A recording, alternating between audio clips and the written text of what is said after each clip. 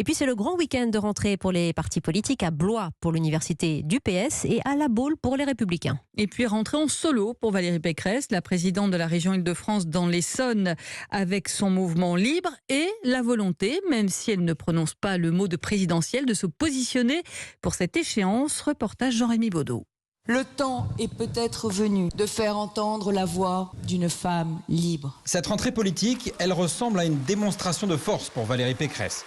Sous une grande tente, la patronne du mouvement libre a réuni ce matin plus de 1800 fidèles au sud de Paris.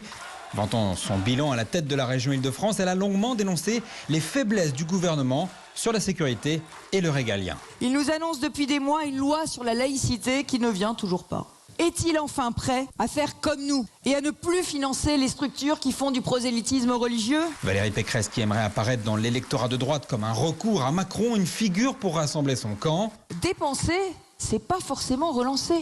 Il y a la bonne et la mauvaise dépense.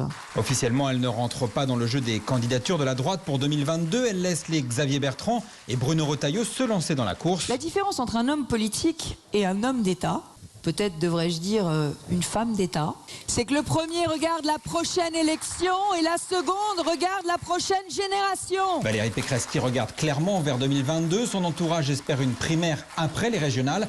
Pour le moment, personne ne plie le match, affirme l'un de ses proches. C'est pour ça que Valérie Pécresse croit en ses chances.